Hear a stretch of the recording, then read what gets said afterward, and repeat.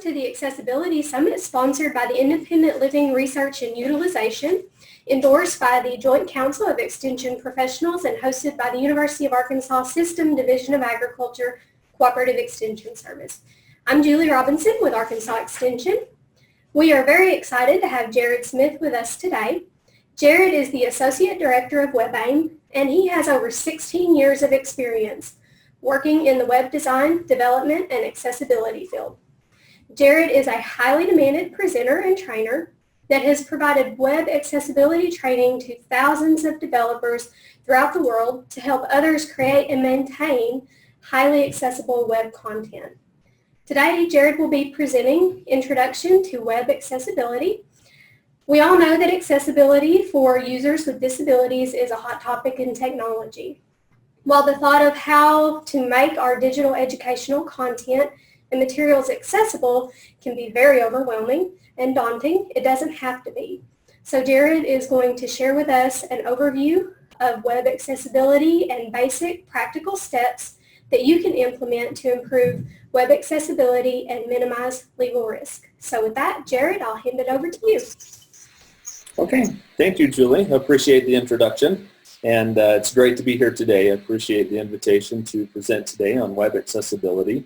As was mentioned, I'm from WebAIM, which is Web Accessibility in Mind project, which is based at the Center for Persons with Disabilities at Utah State University. And we do web accessibility. That's what we're passionate about. And we help people in a variety of ways in making their web content more accessible to people with disabilities. And I'm excited today to present an introduction to web accessibility. When we talk about people with disabilities, it's a little difficult to get exact numbers of those that may have disabilities. There certainly are many. We know from census data and data around the world that about 20% of the population has a disability. So 1 in 5, if we think about that, over 1 billion people on this planet have some disability. I think that's very significant. Of those, about 8.5% of the population has a disability that can impact their use of a computer. And that's a pretty minimal number. It does not include those with cognitive and learning disabilities, which would generally be larger than that 8.5% all by itself. Doesn't include those with color blindness or color deficiency and some other disabilities. So we do, I think, need to ask ourselves what that 8.5% means. Regardless of the numbers, I hope what I will convey today is that we're talking about people. We're talking about individuals, and that's what's most significant, that you have the ability to have a notable impact on the lives of people with disabilities by ensuring that your content is accessible to them. I want to define a term. Many of you may be familiar with this term of assistive technologies, but I want to define it briefly. Wikipedia defines it this way. Assistive technology promotes greater independence by enabling people to perform tasks that they were formerly unable to accomplish or had great difficulty accomplishing. So with that definition, you might ask yourself, if you use some form of assistive technology. And I suspect that there are probably some out there that would immediately identify themselves as using some form of assistive technology. But I suspect that there are actually many more of you that actually do. How many of you wear glasses or contacts? I see some hands going up with our panelists. Generally, it's almost 2/3 probably of people that I ask that question, sometimes more, because my audiences tend to be people that spend a lot of time looking at their computer screens. So they tend to wear glasses or contact lenses. So of those of you that do wear glasses or contact lenses, how many of you would have difficulty functioning the way that you do every day if you did not have that assistive technology of glasses or contacts? Most of you probably would. So do you have a disability? It's maybe a question that you haven't considered before. If you would have difficulty functioning the way that you do every day, if you did not have that assistive technology of glasses or contacts, it sounds like maybe you do. So But that assistive technology of glasses or contacts makes your disability mostly irrelevant. Now, you still have to wear your glasses or put in your contacts, but it doesn't matter with you interacting with web content or doing the things that you do every day, because that disability or that assistive technology kind of makes that disability mostly irrelevant. How frustrating would it be for you to come to a web page that does not work with glasses or contacts? Wouldn't that just seem incredibly frustrating and mean and maybe a little arbitrary as to that sudden barrier, but just because of the technology that you are using? That is the reality for many people with disabilities. They're using assistive technology, maybe a screen reader that takes text content of a web page and presents it audibly to someone that cannot see that content. It may be screen magnification software that takes content of a web page and enlarges it for somebody with low vision, but vision that can't be adequately corrected with glasses or contacts. It's ensuring keyboard accessibility for someone that may have difficulty using a mouse.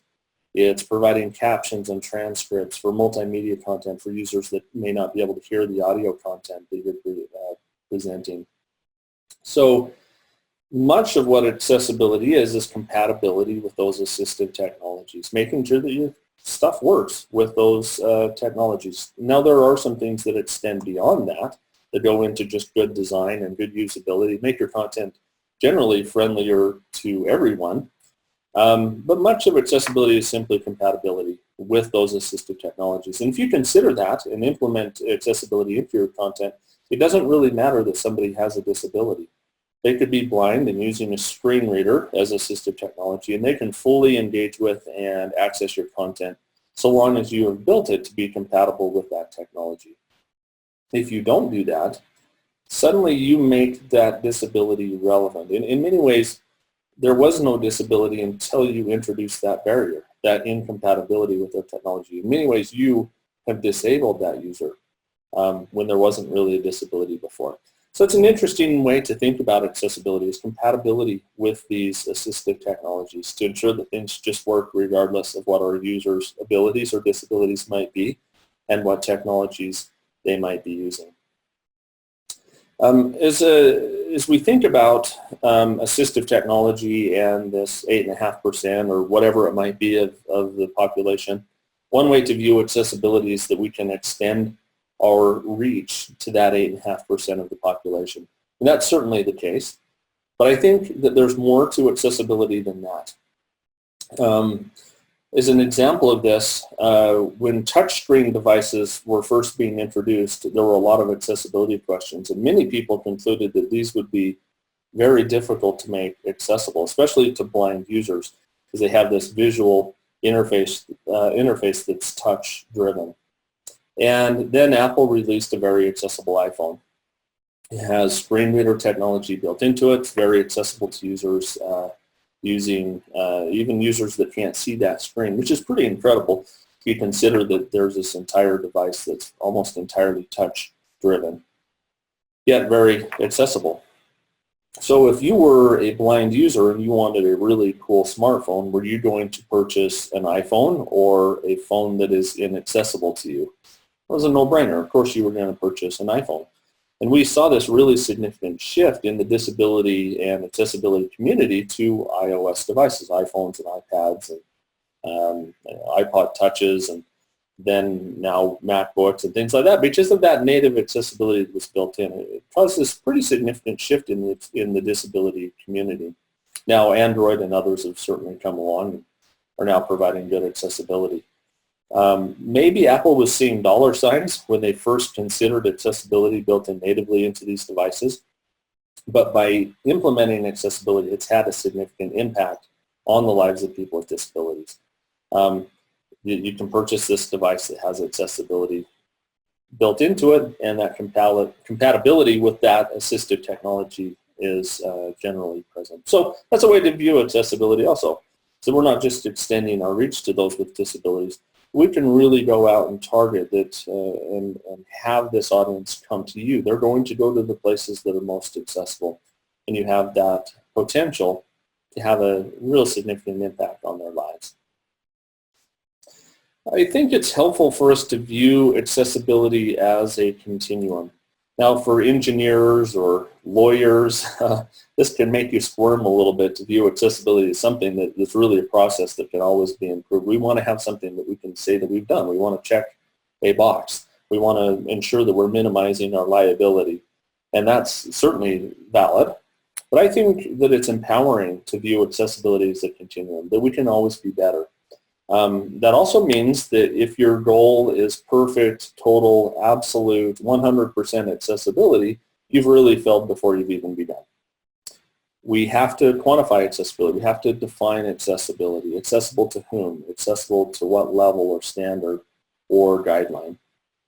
So view this as an opportunity, that accessibility is a continuum, and we can continually be progressing along that continuum. Yet we do have guidelines that provide measures along that continuum. And there's a bit of a historical progression of accessibility guidelines over time. First, we had the Web Content Accessibility Guidelines version 1.0. Version 1.0 was finalized in 1999. That's probably the most important thing to keep in mind with the Web Content Accessibility Guidelines 1.0. If I say WCAG, that's what I mean. It's the Web Content Accessibility Guidelines, or WCAG. If I said Web Content Accessibility Guidelines every time, this would have to be probably a 2-hour webinar. So WCAG is how I'll say that. So that was finalized in 1999. Think about the web and what you were doing in 1999. Certainly has changed very significantly. It was like maybe the horse and buggy days of the web. You probably don't want to be using these guidelines today. The web has certainly changed. But keep in mind that accessibility guidelines are not new. We've had them for quite some time.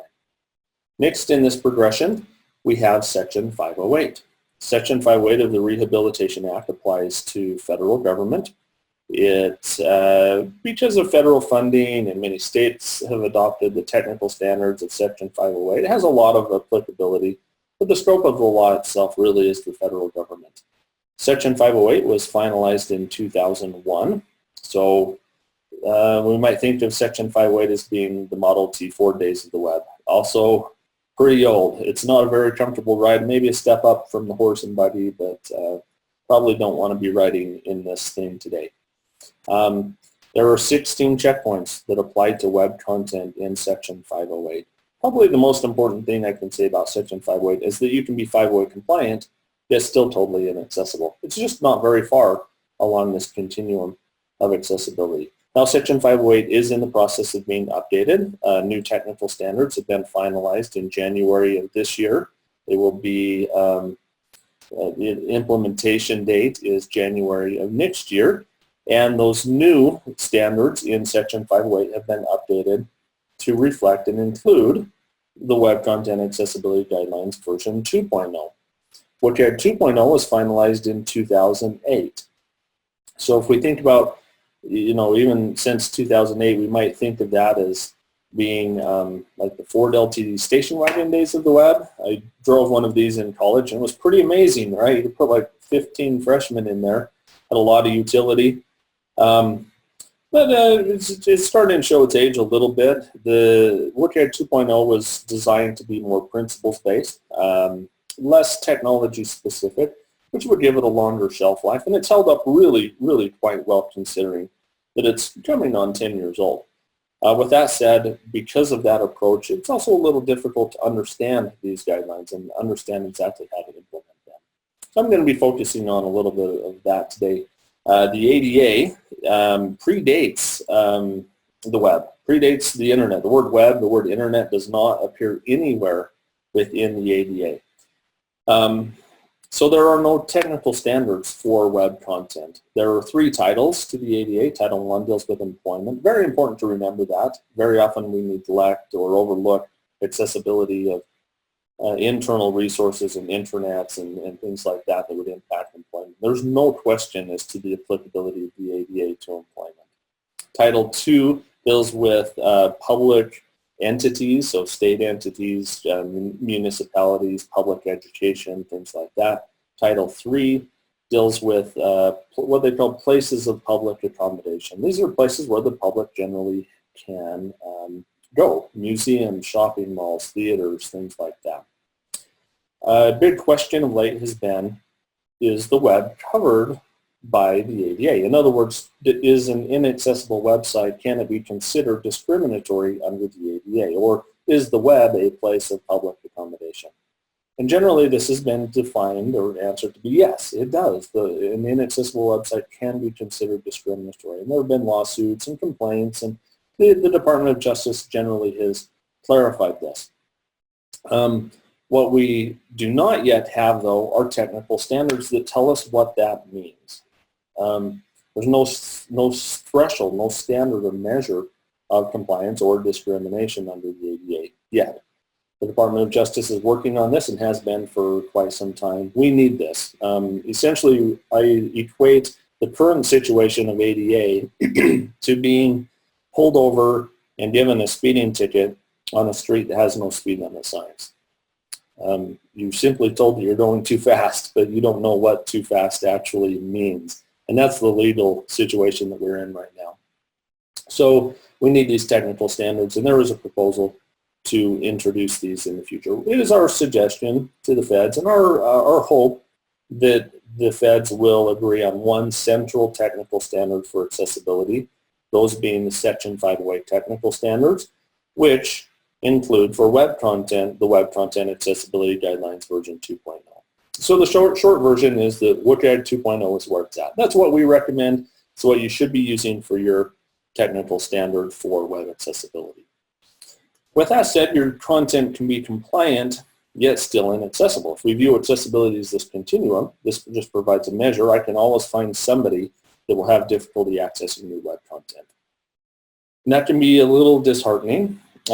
What this means, or what I would suggest this means, is that we should focus on the end user experience and focus really on true accessibility over compliance. Now, use compliance and guidelines as guidelines. Use them as tools to help us get closer to a true, accessible, efficient, positive end user experience. So focus on the end user experience and use guidelines to help assist with that. To take this a step further, your content can be technically accessible, yet functionally inaccessible. As an example of this, for someone that can't use a mouse, they generally will be interacting with a web page using their keyboard. They can navigate through interactive elements, links, and form controls using the tab key. Every time you hit the tab key, it'll navigate through an interactive element on the page. Think about your own web page for just a minute. How many navigable elements are there from the beginning of the web page through the logo and search, main navigation, maybe there's a sidebar? How many times would a user have to hit that tab key to navigate through all of those to get to the good stuff, the main content area on every single page?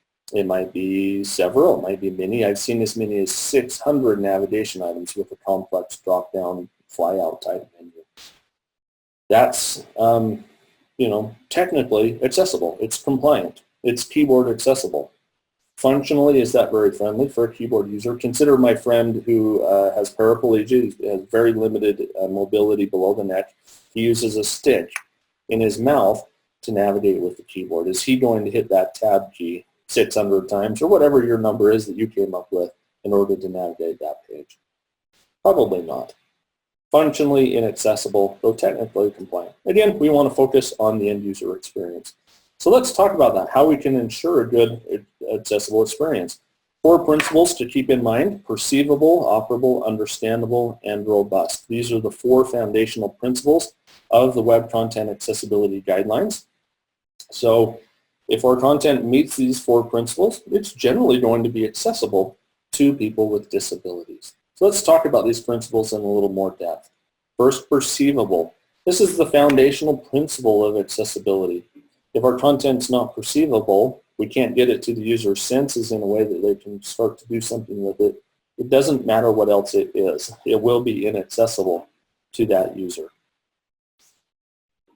So a few considerations here for users with auditory disabilities, deafness, or hard of hearing. We need to provide really 2 things: captions for video and live audio, captions being the text that would appear on screen at the point in time when the content is spoken. So captions for video and live audio, text transcripts for all audio content. The transcript would be a text version of the spoken content. It would also include any other important audio-only information, such as background music or explosion or laughter or identification of who's speaking, as well as any visual-only information. If you talk about something that appears on screen, that content is not presented audibly, that would be inaccessible to someone that cannot see that screen. The intent is that you could read the descriptive transcript and get all of the content of the multimedia without having to engage with the multimedia. So these 2 points, pretty straightforward as far as what is necessary, less straightforward as far as how you do this. This is one of the more expensive and difficult aspects of accessibility, primarily due to the difficulty of generating text from your multimedia content, the transcription process. And there are some ways to do this. You could have somebody simply type out the text. You can outsource it to specialists that use a phonetic keyboard that allows them to type very quickly. There's a cost associated with that, but it can be very high quality. You could also use voice recognition technology, so software on your computer to turn your text, spoken text or voice into words, or even YouTube has automatic voice recognition technology. You can upload a video, it will analyze the audio and generate captions and a transcript from that. The issue with voice recognition is and always has been quality. We say that voice recognition is the technology of next year and always will be. It's getting better all the time, but you've probably seen the YouTube captioning fails before where just voice recognition generally is not sufficient for high quality captions, at least in many situations. So consider that if you want to use voice recognition. It can often be a good start. Usually you need to go in and provide some fixes to those captions and transcripts after the fact. But this certainly is possible. Even outsourcing, the costs have come down significantly. And this is really most of it for users with auditory disabilities is captions and transcriptions. For users that are both deaf and blind, they would perceive content via touch through a refreshable braille display. It's a little, sometimes a box, or it may even attach to a keyboard, and it has pins that form braille characters that allow a user to read a line of braille and hit a button and read the next line of braille. So somebody that's both deaf and blind can fully engage with web content if it's made accessible to them, if it's made compatible with these technologies. If you make your content accessible to users that are blind and accessible to users that are deaf, you will have made it accessible to users that are both deaf and blind. Pretty incredible. Think about the web and the power it has. I like to think of Helen Keller and the advocacy that she did. Imagine if she had Twitter, right? It would be pretty incredible. And it's possible if those technologies are made accessible. Moving on to users with visual disabilities, this would include users with blindness or really significant low vision, users with low vision that may need to magnify page content or increase the contrast or change the colors of your page content, and also users with color blindness, or really the more accurate term is color deficiency, users that may have difficulty differentiating between certain colors. There are many different types of assistive technologies that come into play here, from screen readers to screen magnifiers that enlarge the content or change the color of content to make it more readily readable by users with low vision. So a few principles, things to keep in mind and things that you can implement. One is to keep in mind that web pages and web documents are linear. A screen reader can only read one thing at a time. I equate this to reading a web page by looking through a straw. You can only read one thing at a time, and so you need to keep that in mind in how content is being presented to, say, a screen reader user. Users can navigate a lot of different ways. They can jump around in the page and navigate based on the structure of that page. So it's important that we provide meaningful link text. If a user hitting the tab key can navigate through the links of a web page, if your links are simply contain the text of click here, a screen reader user would likely hear click here, click here, click here. There's no context as to what that means. So there's overhead for that user, really overhead for all users to figure out what that click here link actually means. So we can avoid those and provide good, descriptive, meaningful link text. It's also very important to provide a logical heading structure. Visually, when I come to a long document or web page, I scroll fast and I look for big, bold text. The bigger and bolder the text, the more important it is. And then the big, bold text at the top of the document tells me what the page is about. And then I look for subheadings and sections below that. And really quickly, by navigating or browsing the headings of a document, I can get a quick understanding of the content and structure of that document. By using true headings and marking those up within our web page appropriately, we can provide that same benefit to keyboard users and to screen reader users. Also, alternative text for non-text elements, or alt text. A screen reader can't interpret an image, so we can provide text that would be read to a screen reader user in place of that image. 2 keywords to keep in mind with alternative text: content and function. What is the content of that image? What content or information does it convey? And if it has a function, the user can click on it to do something. What is that function? It very rarely would be a description of what the image looks like. Focus on content and function. So these are just a kind of real high overview of some of these techniques and principles. We'll go into a little more depth in many of these in tomorrow's webinar. For users with low vision or color deficiency, it's very important that we provide sufficient contrast. The Web Content Accessibility Guidelines define a formula and thresholds and contrast ratios and a bunch of stuff that helps us determine whether something has sufficient contrast or not. It's a little complicated. I'd recommend using online tools to evaluate the contrast of your page. We have a contrast checker on the webaim.org site where you can put in a foreground color or background color, and it will indicate what the contrast ratio is and how it aligns to the various thresholds and requirements within the Web Content Accessibility Guidelines. So you'd want to use a tool like that to help you out. And contrast is something that impacts everybody. It's not just users with low vision. We all have difficulty reading things that have insufficient contrast.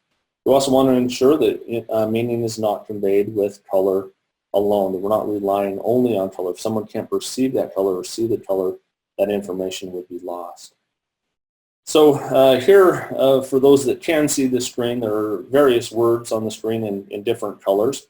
Some of these words pass the WCAG 2.0 contrast requirements. Some of them do not.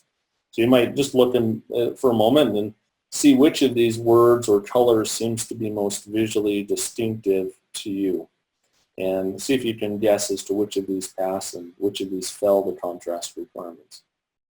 And to actually show you the answer, the top 4 all pass, the bottom 4 all fail.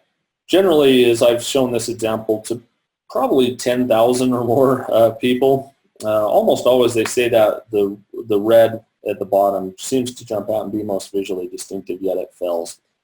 The guidelines do discriminate, if that's the right word, against reds and greens.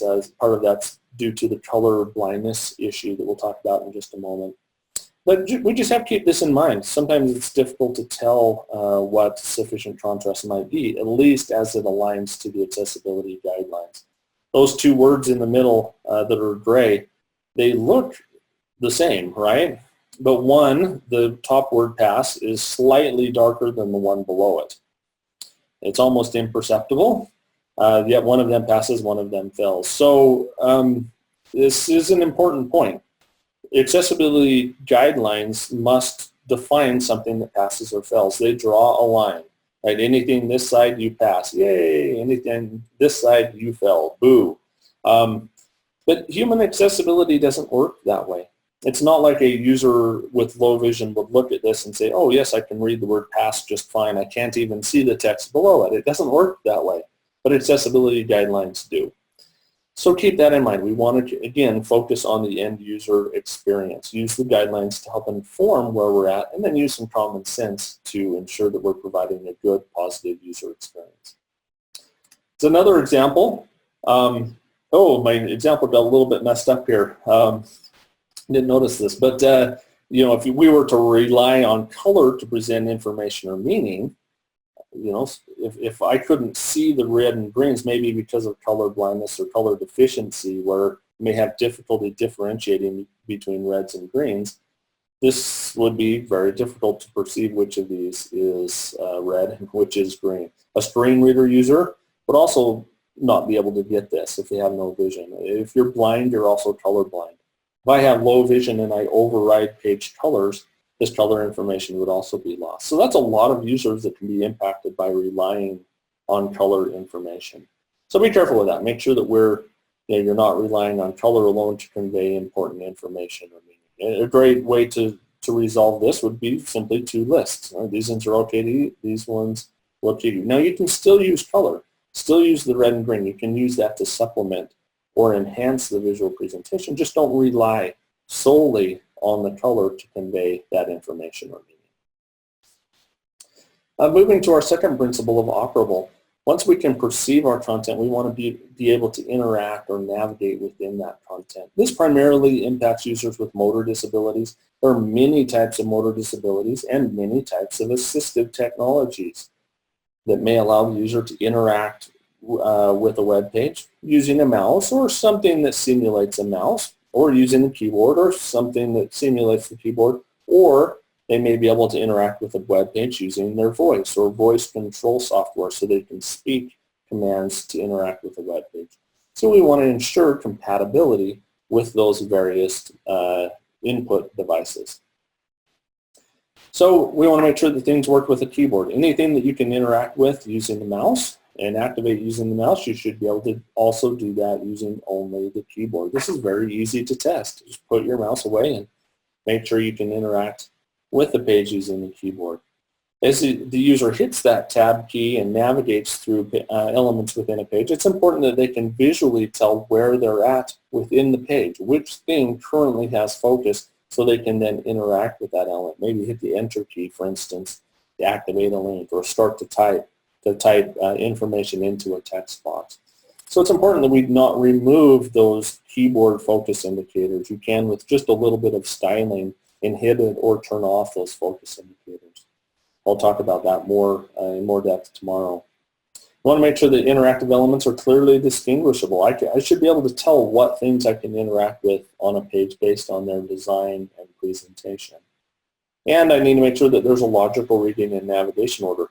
As I'm reading through a page with a screen reader or navigating with the keyboard, I want that order to make sense. It generally should follow the visual flow, left to right, top to bottom, through a web page. And that can all be controlled with the underlying code of a web page. Most of it, as you've maybe seen, most of what impacts accessibility happens under the hood of your web page in the code, and doesn't generally have an impact on visual design.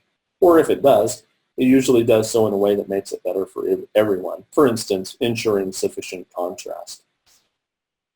We can provide a mechanism to allow users to skip over repetitive or lengthy lists of links. My friend with a stick in his mouth navigating through your web page may have to hit that tab key numerous times to get past the navigation on every single page.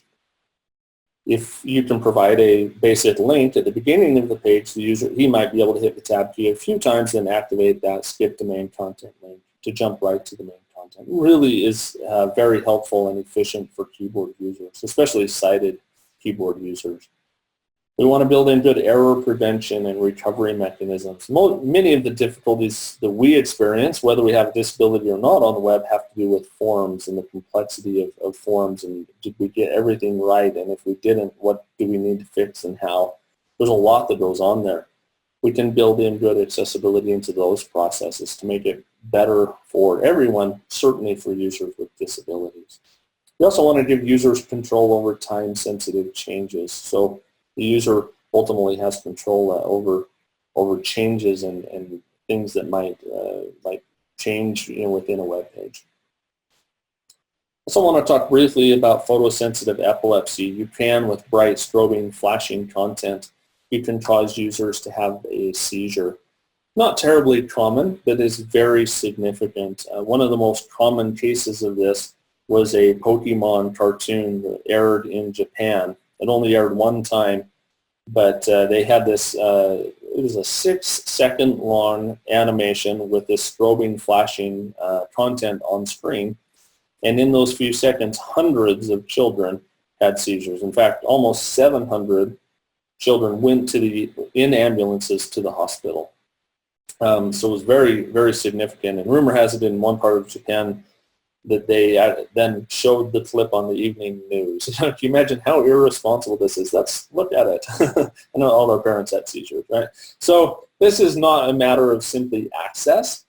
This is a matter of life or death. You can harm somebody. You could kill somebody by causing them to have a seizure.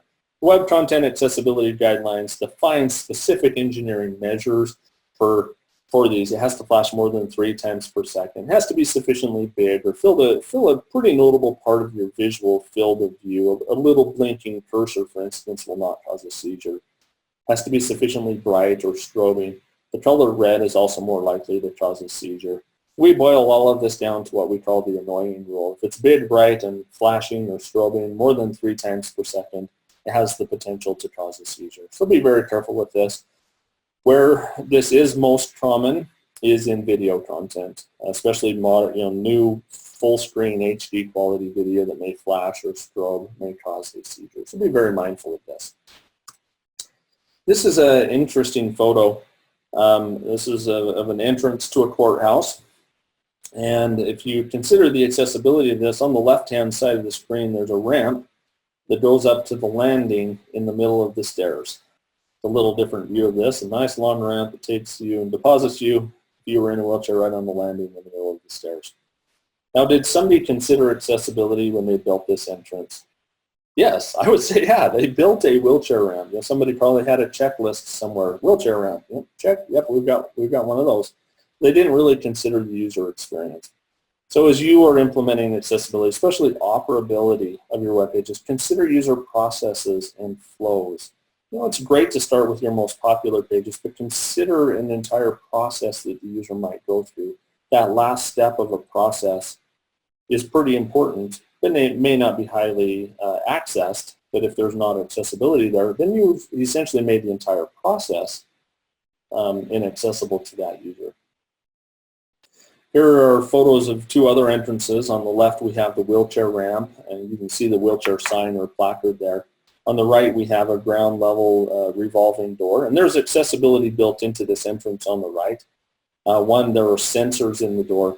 So if you're moving more slowly, like on crutches, or you had a walker, it doesn't force you through the door at a set speed. It'll actually slow down and move with you as you go through this revolving door. There's also a button on the right-hand side as you come to the entrance.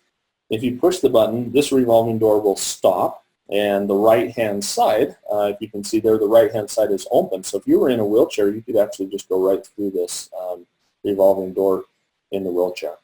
Now, both of these entrances provide accessibility.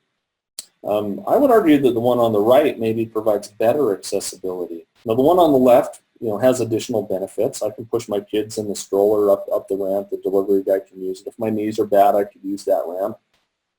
But even with the sign that's there, in some ways it suggests if you have a disability, you come over here. This is your way of getting into the building. And very often it's around the side or around the back of a building. So while it provides accessibility, I think that the universally designed entrance is maybe a better approach. It's one entrance that all users can use the same way, and it adapts to what the user needs. If I'm in a wheelchair or in a walker, it's going to adapt and allow access to me. Very often the approach to web accessibility is people suggest that they should create a separate version of their website, a screen reader optimized or an accessible version of the site. We don't recommend that. First of all, that's 2 versions of your site that you need to maintain. It also has this indication that if you have a disability, here's your version. You go over here. They're very often not kept up to date or present equivalent content. So we don't recommend that. We found that users with disabilities very rarely actually use them, maybe because of those the suggestions of that separate, but maybe hopefully equal. So if you have an accessible website, you have a text-only version or a screen reader version, an accessible optimized version of that page. It's just built in naturally into that main web page, and it adapts to the accessibility needs of your users. So do that. There's another interesting photo. We still have, I'm not exactly sure what this is saying. There's a wheelchair sign that has an arrow that's pointing up the stairs. I think it's saying that the accessible restroom is upstairs, or it might be saying that it takes a man and a woman to drag a wheelchair user up the stairs. The experiences of users with disabilities is going to be different. We have to consider that. Their interactions with our web page may be very different than our own. What we want to do is we want to enable a positive experience. And that's really what accessibility is. It's building into our web page the flexibility, the adaptability, the responsiveness. That's a real big word these days, is responsiveness, where a page can respond to different devices. One web page that appears one way on a desktop computer and a different way on a phone, that responsiveness. But essentially what we're doing is we're building one page that enables that positive user experience. Whatever the user brings to the table, the page will be accessible to them. And that's the approach that we want to take for accessibility. Okay, our third principle, moving quickly, is understandable. We want to make sure that the messages and information that we're conveying are conveyed accurately. What we're trying to convey is actually interpreted correctly by the end user. This is something that impacts everybody, but especially those with cognitive or learning disabilities, which is the largest disability group, larger than probably all of the others put together. So some considerations here for understandability. Be careful with movements or other distractors. That little animating graphic on a web page might be mildly annoying to you, but for someone with a high level of distractibility, it may render the rest of the page totally inaccessible. Good semantic organization or structure of our page, headings and lists, things like that, visual structure, maybe segmenting or chunking a complex process into multiple steps, can be really helpful to all users, and especially to those with certain types of cognitive or learning disabilities. Being consistent. This is something that, these are all things that are kind of hard to measure. How do you measure simplicity, consistency? Consistency especially impacts pages throughout a website. Consider a university website, that has one design for their homepage, a different design for, college web pages, a different design for department web pages. There's a lot of overhead. Every time you come to a new website, you have to orient to that site, and that's okay. It's natural it's normal to expect users to have to orient to a new site. We want to make that as simple as possible, and every time you introduce lack of consistency, there's additional cognitive overhead. We also want to strive for brevity and use the simplest language appropriate to the content. This is also a little difficult to define or measure exactly. We want to make it as simple as is appropriate to the audience and to the content that we're conveying. Should use design, color, white space, fonts, things like that to focus the user's attention on the important stuff. As I mentioned before, chunking or simplifying content, breaking it into multiple steps can often be helpful. A lot of this, what this comes down to is balancing cognitive load and functionality. Consider home pages. They usually have a lot of content, a lot of functionality, but also a really high cognitive load. Are there ways that we can decrease that cognitive load while maintaining important or critical functionality? These are really important questions, I think, that can be asked that will help impact usability and accessibility. If we consider our typical web developer team, right? This is your typical web developer team, right? With their white, crisp suits in their corner office and their MacBook with the Apple logo that's been photoshopped out of it. Okay, this maybe aren't typical. The point here is that most people that are developing and designing for the web or using the web, they tend to be pretty adept at using the web. I have a web browser open all day long. Most of my work happens on the web. I carry browsers in my trousers. I like to say I have a phone in my pocket all the time. I always am very, very connected to the web. I've learned these conventions for using the web. I have these strategies. I know how to use search. I know how to quickly orient with navigation. I don't even see those banner ads anymore, right? I just ignore them. Not everybody has developed those conventions and strategies. Not everybody can. So we need to take a step outside of our own experience. I like to think about my 87-year-old grandmother, what her experience might be in interacting with web content. She's very adept at using the web. Pretty amazing she's on Facebook and all of that.